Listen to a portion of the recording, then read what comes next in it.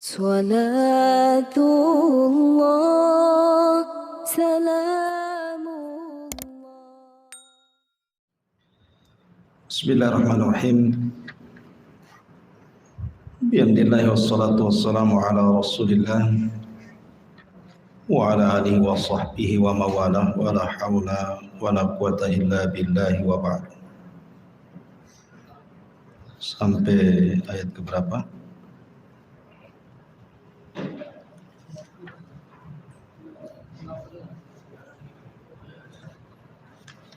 Hah? 56.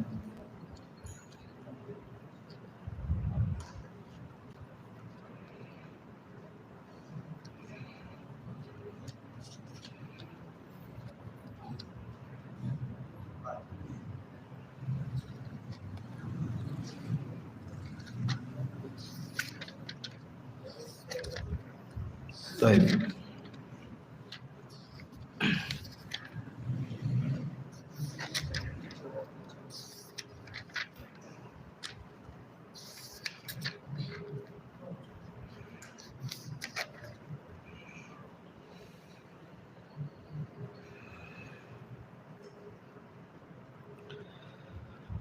A'udzubillahi minasyaitonirrajim. Bismillahirrahmanirrahim. Wa idh qultum ya Musa lan nu'mina laka hatta narallaha jahratan fa akhadhatkumus sa'iqatu wa antum tanzurun. Tsumma ba'atsnakum min ba'di mautikum la'allakum tashkurun. وَظَلَّلْنَا عَلَيْكُمُ الْغَمَامَ وَأَنزَلْنَا عَلَيْكُمُ الْمَنَّ وَالسَّلْوَىٰ كُلُوا مِنْ طَيِّبَاتِ مَا رَزَقْنَاكُمْ وَمَا ظَلَمُونَا وَلَكِنْ كَانُوا أَنفُسَهُمْ يَظْلِمُونَ.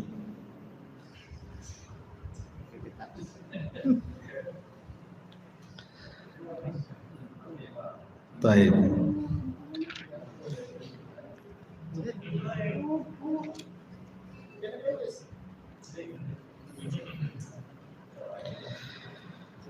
Di sini Allah Subhanahu wa taala berfirman,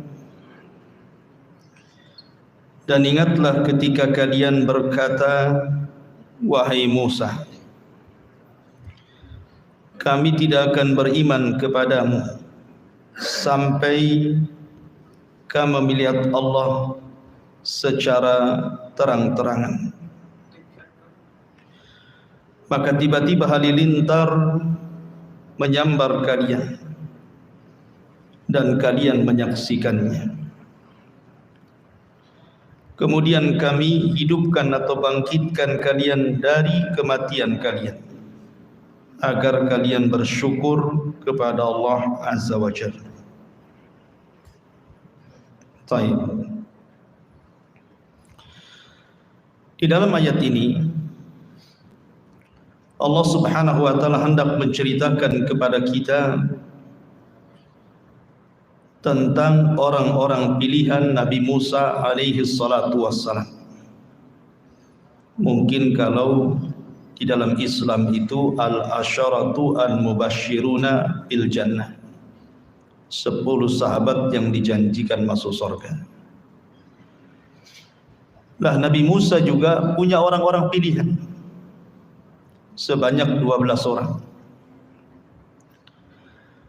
12 orang pilihan Musa ini diajak oleh Musa untuk datang ke Bukit Saina mengambil Taurat sebagai undang-undang Bani Israel. Berangkatlah mereka semua, tapi karena perjalanan sangat jauh sekali, orang-orang ini tidak sanggup berjalan seperti halnya Nabi Musa yang Allah berikan kekuatan. Sehingga Musa bergegas duluan dan orang-orang pilihan ini menyusul. Lah ketika Nabi Musa sampai di Bukit Saina, maka Musa alaihi salatu wassalam berpuasa selama 30 hari. Ketika hendak membatalkan puasanya, Maka Allah Subhanahu wa taala melarang dan memerintahkan Musa untuk meneruskan 10 hari lagi sehingga genap menjadi 40 malam. Lah ketika itulah Allah Subhanahu wa taala menurunkan Taurat kepada Musa alaihi salatu wassalam.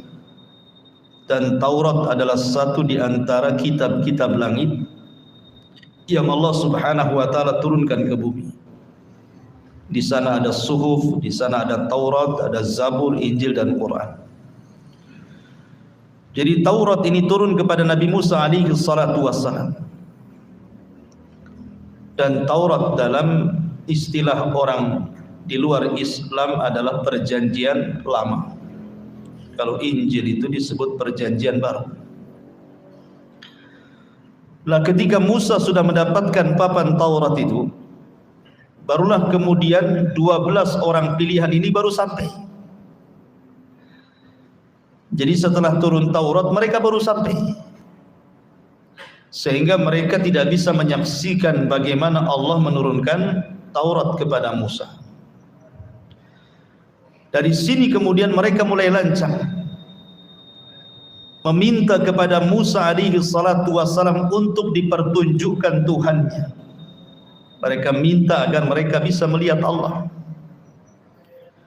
Dari sini kisah dimulai. Allah mengatakan, wa idh qultum ya Musa lan nu'mina laka hatta narallaha jahra. Dan ketika kalian berkata kepada Musa, wahai Musa, kami tidak beriman dengan kenabian. Kami tidak beriman dengan kenabianmu sampai kami melihat Allah secara terang-terangan. Inilah kelancangan Bani Israel, orang-orang pilihan mereka kepada Musa. Maka mereka kemudian dihukum serta-merta pada waktu itu. Tiba-tiba permintaan itu langsung dibalas dengan azab. Tiba-tiba muncul halilintar dan membunuh mereka semuanya. Makanya Allah mengatakan, fa'akhadatkumus sa'iqatu wa antum tanzur. Tiba-tiba datang halilintar menyambar kalian dan kalian menyaksikan kematian kalian sendiri. Jadi Allah Subhanahu wa taala turunkan azab kepada orang-orang pilihan Bani Israel karena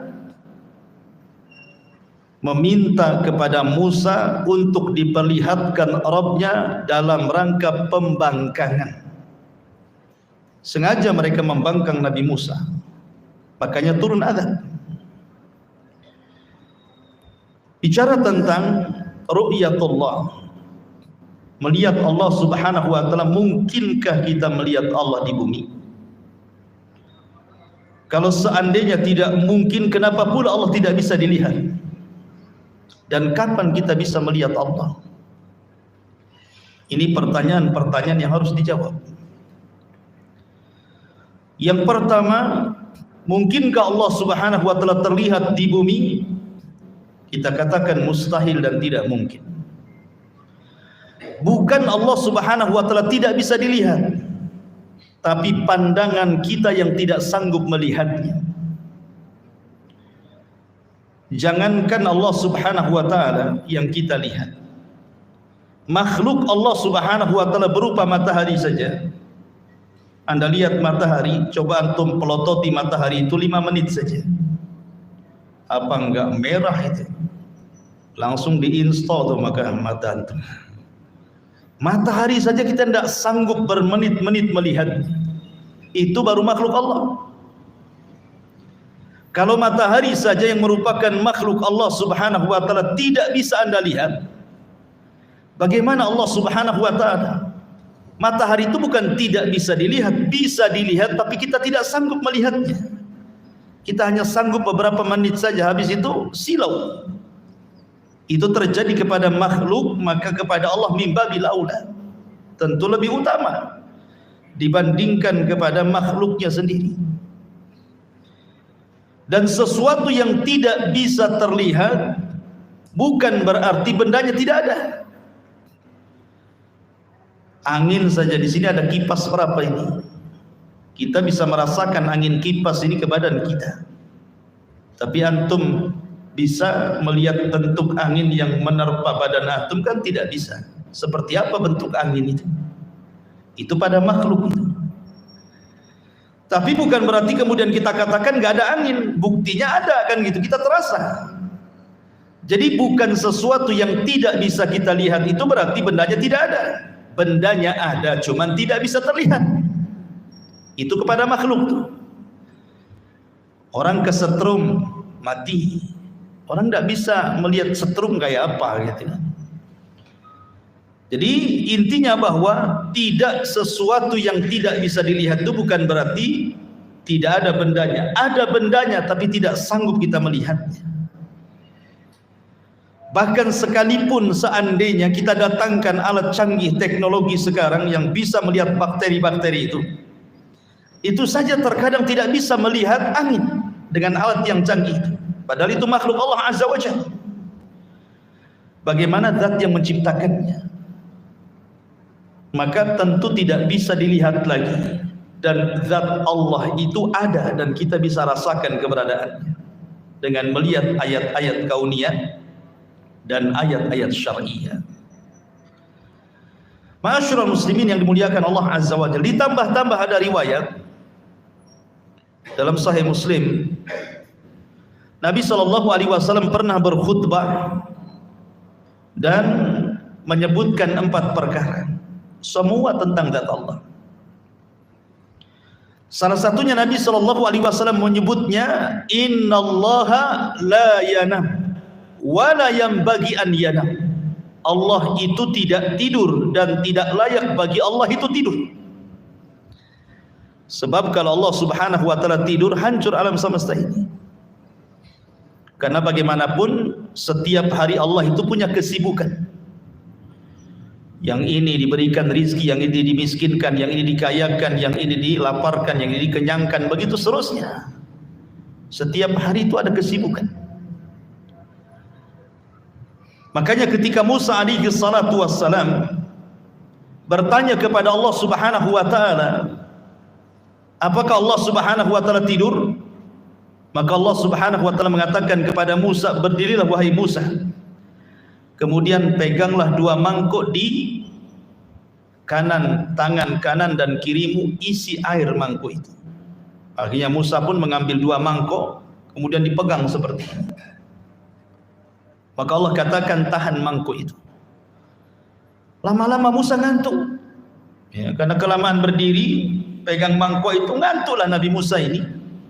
Akhirnya ngantuk, kena siut sedikit, tumpahlah mangkuk itu, kemudian jatuh, kemudian pecah.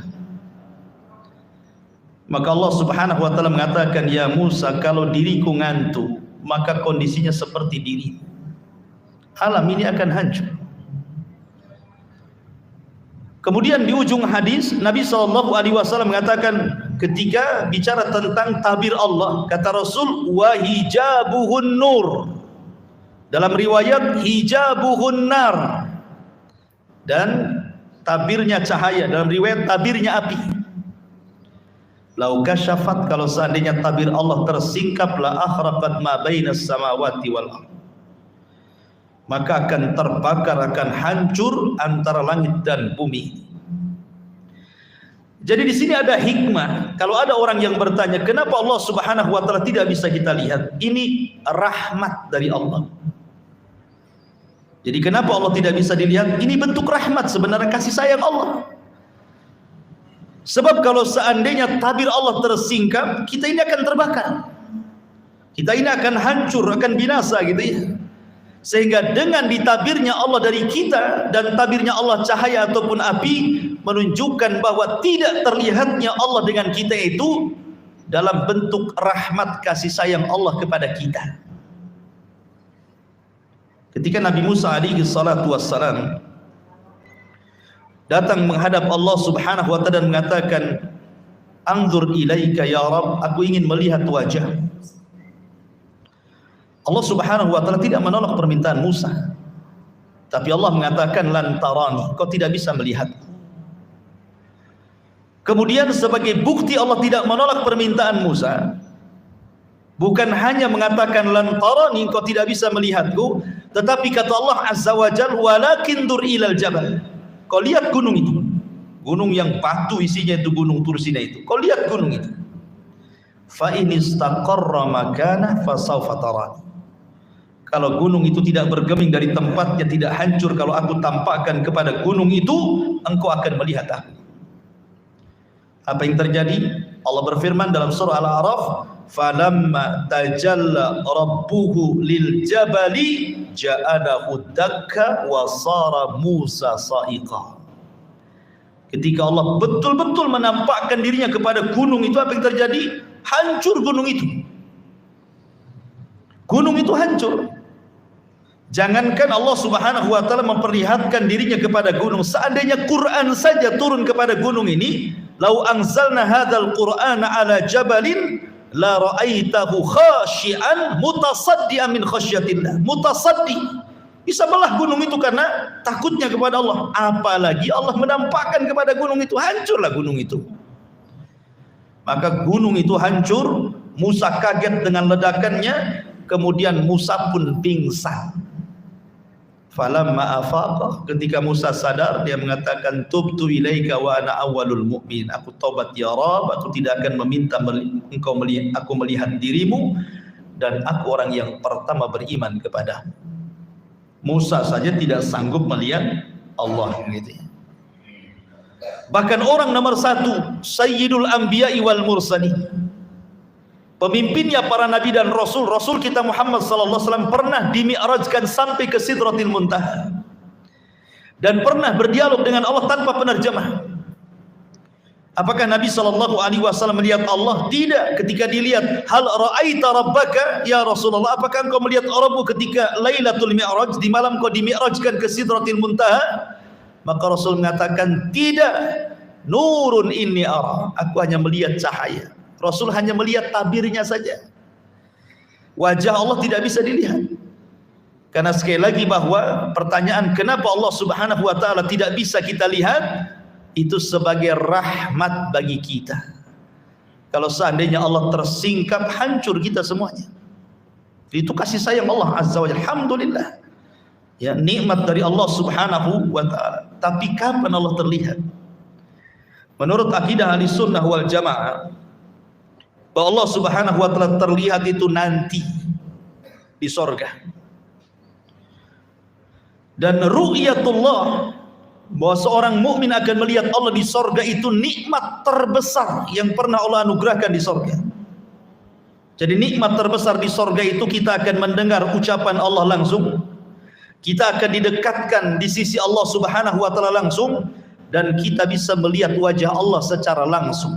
Itulah tiga nikmat terbesar di sorga. Didekatkan, mendengar kalamnya, dan melihat wajahnya. Sehingga Allah Subhanahu wa taala disabdakan oleh Nabi sallallahu alaihi wasallam, innakum satarawna rabbakum kama tarawna lailata badri tamami la tudahuna syai'an. Kata Rasul, kalian kelak di sorga akan melihat Rabb kalian seperti kalian melihat purnama, tidak berdesak-desakan sedikit pun. Bukan Allah seperti bulan, tidak. Di sini tasbihnya tasbih ru'ya. Sebagaimana kita melihat bulan tidak berdesak-desakan, nah begitu juga melihat Allah maksudnya. Bukan Allah seperti bulan, bukan begitu. Ya.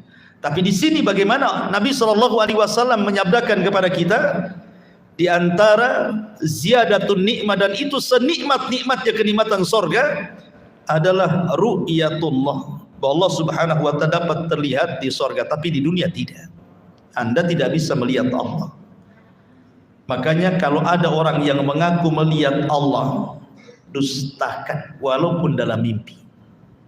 Dustakan. Allah tidak mungkin dilihat. La fi yaqadhah wa la fil manam. Baik ketika tersadar ataupun tertidur. Karena akidah Ahlussunnah tidak mungkin Allah terlihat di dunia. Titik. Tidak ada koma lagi. Ya, tidak terlihat di dunia. Karena itu bentuk rahmat Allah kepada kita. Kalau Nabi saja tidak bisa melihat, apalagi kita. Makanya kalau seandainya ada orang mengaku mampu melihat Allah, dustakan itu. Yang dilihat bukan Allah. Bisa saja syaitan, bisa saja jin gitu ya. Sebagaimana yang sering saya jelaskan, Pernah terjadi di Batam ini orang yang mengaku mampu melihat Allah Subhanahu wa taala, dustakan, dia sedang menipu. Ya, dia sedang menipu karena akan bertentangan dengan nas Al-Qur'an dan hadis Nabi sallallahu alaihi wasallam. Kemudian Allah Subhanahu wa taala mengatakan, "Tsumma ba'atsnakum min ba'di mautikum la'allakum tashkurun."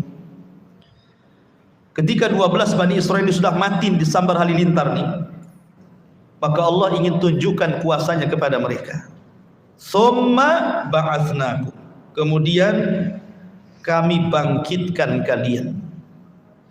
Min ba'di mautikum, setelah kematian kalian, la'allakum tashkurun, agar kalian bersyukur. Dan ini dalil bahwa Allah Subhanahu wa taala kuasa untuk membangkitkan manusia pada hari kebangkitan.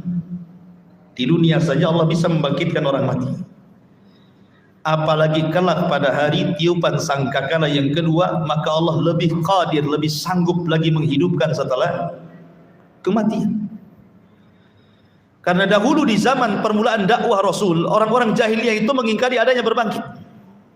Mereka mengingkari, enggak mungkin lah kita dibangkitkan. Innama wa ma nuhli wa ma yuhlikuna illa dahr. Yang menghancurkan kami ini waktu. Tidak mungkin orang itu akan dibangkitkan lagi. Yang disebut dengan kelompok Dahriyah itu, yang sekarang disebut dengan ateis gitu kan. Mereka mengingkari adanya kebangkitan. Di sini Allah Subhanahu wa taala mengatakan tsumma ba'atsnakum, kemudian kami bangkitkan kalian. Maksudnya di dunia, bukan di akhirat. Dan kisah Allah membangkitkan dari kematian di dunia ini dalam surah Al-Baqarah saja banyak. Salah satunya di sini kan. Allah menghidupkan 12 orang pilihan Bani Israel ketika meminta untuk diperlihatkan Allah disambar petir kemudian mati dan dihidupkan kembali. Ini kisah yang pertama. Kemudian kisah yang kedua, kisah Al-Baqarah sendiri. Kisah Al-Baqarah, kisah sapi betina. Ketika ada orang kaya mati, kemudian Bani Israel datang kepada Musa supaya diberitahu siapa pembunuhnya. Maka Musa mengatakan, sembelilah seekor sapi betina. Tapi karena mereka banyak cincong, banyak ngomong, banyak tanya, dipersulitlah mereka untuk mencari sapi betina. Tapi di ujung cerita mereka bisa membeli sapi itu walaupun dengan susah payah. Kemudian Musa memukulkan sebagian dari badan sapi itu, hidup lagi orang kaya ini. Kemudian Musa bertanya, man qatiluk, siapa pembunuh? Kemudian orang ini lirik, tuh yang bunuh saya. Habis itu mati lagi. Ya, jadi ini kisah yang kedua. Kisah yang ketiga, kisah Nabi Uzair. Uzair tidak diwafatkan. Uzair itu cuma ditidurkan 1 abad. Ditidurkan 100 tahun. Pembahasannya bukan di Uzairnya, bukan, tetapi di keledainya. Dia kan bawa keledai, kemudian bawa makanan dan minuman. Makanan dan minumannya tidak berubah sama sekali. Padahal sudah 100 tahun tuh. Tidak berubah sama sekali, minumannya yang nggak basi, makanan yang nggak basi gitu ya. Masalahnya keledainya sudah mati. Jadi keledainya itu sudah hilang, sudah tinggal tulang belulang saja, daging kulitnya entah kemana gitu. Namanya keledai diikat, sementara Uzair tidur 100 tahun. Siapa yang ngasih makan, matilah kan itu. Nah, coba kalau antum tidak percaya, ikat kambing 100 tahun, jangan kasih makan. Nanti tinggal tulang-tulangnya saja kan gitu. Ketika Uzair melihat keledainya tinggal tulang belulang, tiba-tiba Allah Subhanahu wa taala menghidupkan keledai itu di hadapan Uzair. Tiba-tiba tulangnya terangkai, jadilah tulang keledai. Kemudian datang dagingnya entah dari mana, datang kulitnya, jadilah keledai Uzair, dimasukkan ruh, tiba-tiba berteriak seolah kiamat bangkit. Kenapa? Wa'lam annallaha ala kulli syai'in qadir. Supaya Uzair tahu Allah itu segala sesuatu maha mampu. Kenapa? Karena Uzair ketika melihat kota roboh itu, Uzair seolah-olah ragu-ragu. Kaifa yuhyi hadhillahu ba'da mautiha? Bagaimana mungkin Allah menghidupkan kota setelah hancur ini? Ya kan? Maka Allah Subhanahu wa taala berikan permisalan, keledai saja yang sudah mati bisa dihidupkan, apalagi kota gitu maksudnya. Maka ini kisah yang ketiga. Kemudian kisah yang keempat, kisah ketika Bani Israel terkena taun. di mana Allah Subhanahu wa taala berfirman, alam tara ilal ladzina kharaju min diyarihim wa hum ulufun hadarul maut wa qila lahum mutu tsumma ahyahum. Tidakkah kau lihat Bani Israel itu yang mereka lari dari negerinya karena menghindar kematian? Karena negeri itu turun wabah taun, 70.000 Bani Israel mati di negeri itu terkena wabah taun. Akhirnya kemudian mereka pun lari, tidak mau terkena taun, yang selamatnya tidak mau tinggal di situ, lari ribuan orang.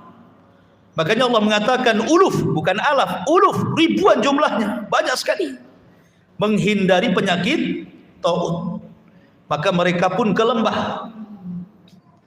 Rupanya sampai di lembah, malaikat maut sudah nunggu. Kemudian malaikat maut mencabut nyawa mereka semua. Tidak mati karena taun, mati pula oleh malaikat maut. Mereka kan maunya menghindar dari kematian taun. Keluarlah dia. Ke daerah yang mereka inginkan di lembah, rupanya malaikat maut sudah banyak berdiri di situ. Dari sini ada kaidah para ulama, al-hadaru la yamna'ul qadara. Menghindar dari kematian itu tidak mencegah takdir kematian. Anda tidak mati karena corona, bisa aja mati ditabrak sepeda ontel kan, ya kan? Namanya takdir itu siapa yang tahu? Lah ketika orang ini sudah mati semuanya yang ingin menyelamatkan dari tahun ini, datang seorang nabi namanya Hazkiyah, dari nabi-nabi Bani Israel, Nabi Hazkiyah. Maka Nabi Hazkiyah berdoa kepada Allah Subhanahu wa taala untuk dihidupkan orang-orang ini. Akhirnya Allah Subhanahu wa taala mengabulkan doa Hazkiyah, dihidupkan semuanya. Dan mereka pun beriman kepada nabinya belakangan. Ya kan? Nah, ini kisah yang keempat, Allah menghidupkan setelah kematian. Kisah yang kelima masih dalam Al-Baqarah. Kisah Nabi Ibrahim alaihi salatu wassalam. Ketika dia bertanya kepada Allah, kaifa tuhyil mauta, bagaimana engkau menghidupkan dari kematian ya Rabb? Maka Allah mengatakan, ya Ibrahim, ambil 5 unggas jenis burung-burungan, entah ayam, entah apa yang bisa terbang lah, burung apa gitu kan, 5 unggas, kau potong-potong, kau potong kecil-kecil, dari paha, dari sayap, dari kaki, dari semua kau potong-potong semuanya. Potong-potongannya itu kau letakkan di semua gunung-gunung sana. Kau pegang kepalanya satu-satu. Jadi Ibrahim hanya megang kepalanya saja. Badannya sudah dipotong-potong, sudah disebar di mana-mana bukit, di mana-mana gunung tuh. Maka Allah mengatakan, "Summad'uhunna ya'tinaka sa'ya." Kau panggil tuh badan-badannya tuh. Maka Ibrahim memanggil badan-badannya itu. Tiba-tiba melesat badannya dari semua bukit dan gunung, dan tidak ada yang salah dengan kepalanya. Yang ayam ya tidak gabung dengan merpati, ya ayam dengan ayam juga gitu ya. Jadi persis nyambung dengan binatang yang dipotongnya. Lah dari 5 kasus ini, termasuk di sini, summa ba'atsnakum min ba'di mautikum la'allakum tashkurun, bahwa kalau Allah sanggup menghidupkan dari kematian di dunia, maka Allah sanggup akan menghidupkan manusia di akhirat. Maka jangan pernah mengingkari hari kebangkitan. Allah sanggup menghidupkan di dunia. Bagaimana pula Allah Subhanahu wa taala tidak sanggup menghidupkan di akhirat? Ya. Karena Allah Subhanahu wa taala itu ala kulli syai'in qadir. Atas segala sesuatu maha mampu. Kemudian Allah Subhanahu wa taala mengatakan, wa dhallalna 'alaikumul ghamama wa anzalna 'alaikumul manna wassalwa. Dan kami naungi kalian dengan awan, dan kami turunkan kepada kalian al-manna dan salwa, makanan man dan juga salwa. Kulu min thayyibati ma razaqnakum, makanlah apa yang kami rizkikan kepada kalian. Wa ma zalamuna, dan mereka tidak mendolimi kami, walakin kanu anfusahum yadlimun, mereka lah yang mendolimi diri-diri mereka sendiri. Jadi begini kisahnya, ini kisah lain. Jadi Bani Israel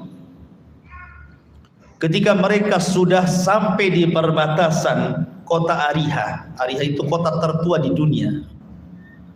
Setelah Ariha itu Baitul Maqdis. Jadi pasukan Nabi Musa itu tidak bisa masuk ke Baitul Maqdis kecuali harus melewati satu kota yang disebut dengan Arihah namanya. Kota tertua di dunia. Sementara orang-orang di Arihah itu sudah dikuasai orang-orang Arab dari keturunan kaum Ad. Sudah ada orang-orang Amalikoh di situ.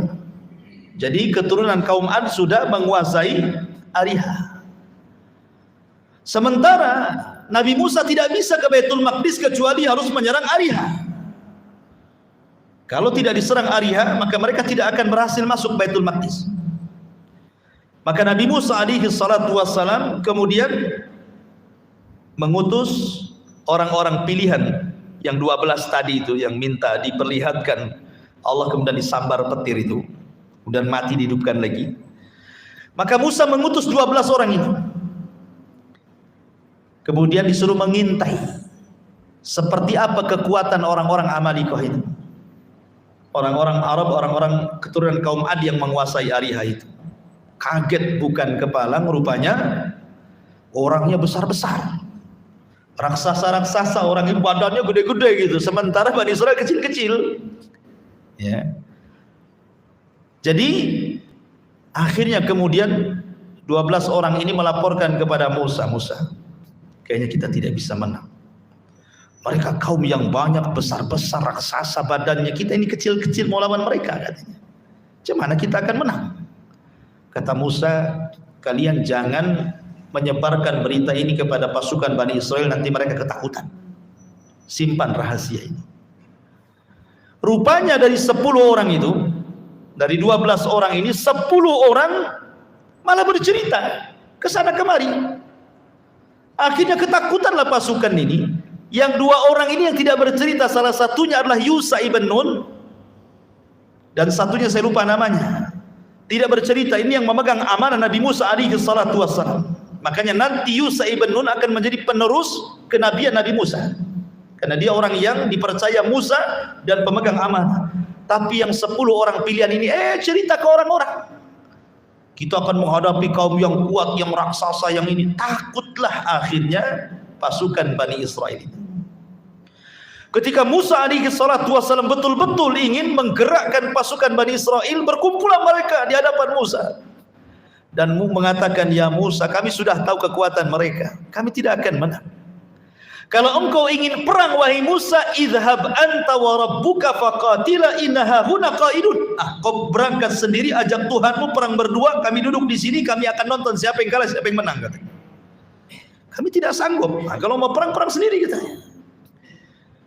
Dari sebab itulah maka Allah Subhanahu wa taala turunkan azab kepada mereka berupa mereka diletakkan di bumi itu, mereka tidak bisa keluar karena mereka tidak mau diajak jihad, tidak mau membebaskan Baitul Maqdis, tidak mau melawan orang-orang Amalikoh yang menguasai Arihah.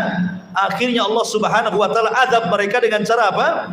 Arba'ina sanatan yatihuna fil ardi. 40 tahun mereka linglung di situ, tidak bisa keluar. Sementara mereka tinggal di padang pasir. Tidak ada bukit, tidak ada gunung, tidak ada pohon, tidak ada lembah, tidak ada air, tidak ada apa-apa. Padang pasir, kering kelontang, lautan padang pasir. Apa yang mau dimakan? Apa yang mau diminum? Tidak ada naungan di atas kepala. Sementara mereka tidak bisa keluar. Makanya kalau antum pernah hidup di Timur Tengah itu, kemudian lihat padang pasir seolah-olah lautan tidak bertepi. Bingung orang kalau udah nyasar di padang pasir itu, mau kemana? Ya. Jadi mereka linglung, nggak bisa kemana-mana, karena padang pasir semuanya. Makanya disebut Arduti dalam bahasa kita, negeri linglung. Mereka nggak bisa keluar dari situ. Lah ketika mereka tidak bisa keluar dari situ, dan itu akibat mereka tidak mau diajak jihad, mulailah mereka meminta kepada Musa alaihi salatu wassalam makanan. Musa, kita di padang pasir, apalah yang kita akan makan? Mintalah kepada Rabbmu makanan untuk kami. Maka Musa alaihi salatu wassalam memintakan kepada Allah, turunlah manna dan salwa. Itulah makanan mereka di padang pasir itu. Ada yang mengatakan manna itu umum. Bahasa Arabnya manna itu diambil dari manna yamunnu. artinya karunia, artinya apapun yang dihajatkan oleh Bani Israel disediakan. Oh, enak kan? Antum minta roti tidak ada, martabak ada, roti canai ada, apapun yang kita mau ada. Itu namanya manna yamunnu gitu, kalau diartikan secara bahasa. Tapi ada juga yang mengatakan manna di sini artinya semacam burung. Jadi burung itu ya semacam unggas lah, ayam, mentok, pokoknya unggas-unggasan, burung-burung terbang. Tinggal tunjuk saja, jatuh tinggal makan. Ya. Kemudian salwa, salwa itu berupa buah-buahan yang ada minumannya, kalau diminum rasanya seperti madu. Itulah manna dan salwa. Jadi luar biasa, Allah berikan anugerah kepada mereka makanan langsung turun dari langit, manna dan salwa. Tapi mereka ingin minuman. Maka Musa alaihi salatu wassalam memukulkan tongkatnya di batu, keluarlah 12 mata air. Itulah minuman mereka di negeri itu. Kemudian mereka mengatakan, Musa, panas, nggak ada payung, nggak ada pohon, panas.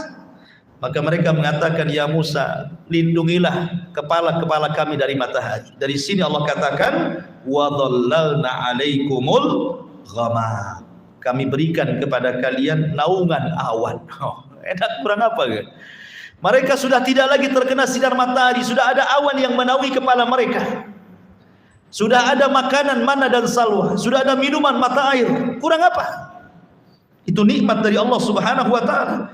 Sehingga Allah mengatakan, kulu min thayyibati ma razaqnakum, tinggal makan kalian dari yang baik-baik yang kami rizkikan kepada kalian.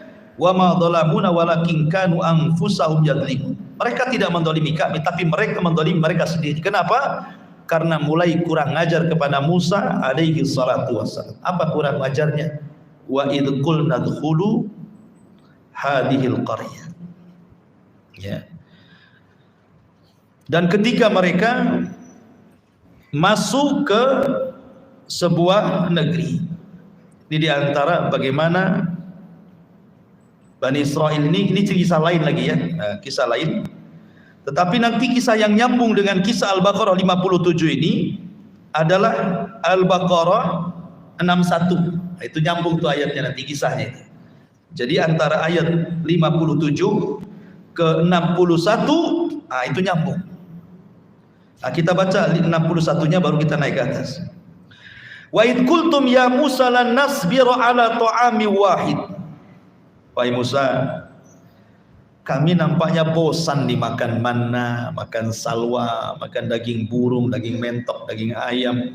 Bosan kami. Ya. Kami pengen lalap-lalapan. Ya, minta lalapan orang ini. Ya. Dikasih daging-dagingan, dikasih buah-buahan yang lezat, salwa. Mereka mengatakan apa? Lan nasbira ala ta'ami wahid. Kami tidak sabar, asini ini aja yang kita makan. Padahal mereka itu makan lo enggak nyari. Bukan mereka bekerja dulu nyari uang, kemudian dibelikan beras, dimasak. Enggak. Waktunya makan pagi sudah ada, waktunya makan siang sudah ada, waktunya makan sore sudah ada, waktunya makan malam sudah ada. Kurang apa enaknya itu? Enggak dituntut kerja, enggak dituntut apa, tinggal makan saja. Tapi mereka kaum yang tidak bersyukur. Mereka mengatakan, lan nasbira ala ta'ami wahid. Bosan kami dengan satu makanan ini. Fad'u lana rabbaka yukhrij lana mimma tumbitul ardh. Cobalah kau berdoa kepada Rabbmu wahai Musa, keluarkanlah sayur-sayuran dari bumi ini, mim baqliha wa qisaiha wa fumiha wa adasiha wa basaliha. Bayangkan dari bawang-bawangan, ya kan? Pokoknya mereka minta lalapan yang sifatnya dari sayur-mayuran, ya. Mimbakliha dari sayur-mayuran, wa kisaiha wa dari kacang-kacangan, wa adasi wa basole dari bawang-bawangan. Bayangkan. Maka Musa mengatakan, atastabdiluna alladhi huwa adna billadhi huwa khair. Engkau memilih yang rendah pada Allah sudah kasih yang lebih baik. Allah kasih terbaik makanan ini karena Allah sendiri yang nurunkan dari langit. Kalian minta pula yang rendah. Kalau itu yang kalian minta, Musa mengatakan, ihbitu Misra. Itu di mana kota ada yang seperti itu, di mana desa ada, itu tinggal tanam tumbuh. Tapi makanan yang kalian makan gak ada di bumi ini, karena ini makanan dari langit masalahnya. Jadi Musa mengingatkan nikmat itu kepada Bani Israel. Tetapi apa yang terjadi? Wa dhuribat alaihimudz dhillah. Akhirnya mereka mengalami kehinaan. wal maskanah, kemiskinan lagi, wa ba'u bi ghadabi minallah, dan mereka harus menanggung murka Allah Subhanahu wa taala. Akhirnya manna dan salwa itu hilang. Kemudian air juga mulai kering. Akhirnya mereka makan ala kadarnya. Tadinya sudah kaya jadi miskin lagi. Nah, inilah rasakan, ini yang kalian mau kan? Nah, itu seolah-olah Allah mengatakan seperti itu. Ini yang kalian mau. Sudah Allah anugerahkan makanan enak, ini yang kalian mau makan nih.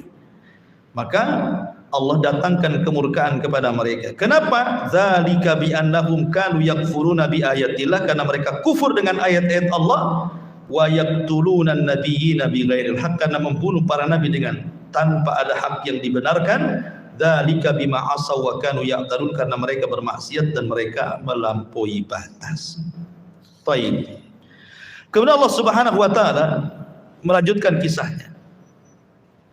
Wa id qulna dkhulu hadhihi al-qaryata faqulu minha haitsu syi'tum ragada wadkhulul baba sujjadan wa qulu hittatun naghfir lakum khotoyakum wa sanazidul muhsinin. Jadi ceritanya begini. Nabi Musa hidup selama 40 tahun di negeri linglung. Begitu juga Harun alaihi salam. Tapi Allah takdirkan keduanya wafat. Keduanya wafat di negeri ini. Belum berhasil merebut Baitul Maqdis, Musa dan Harun sudah wafat di negeri linglung selama 40 tahun itu.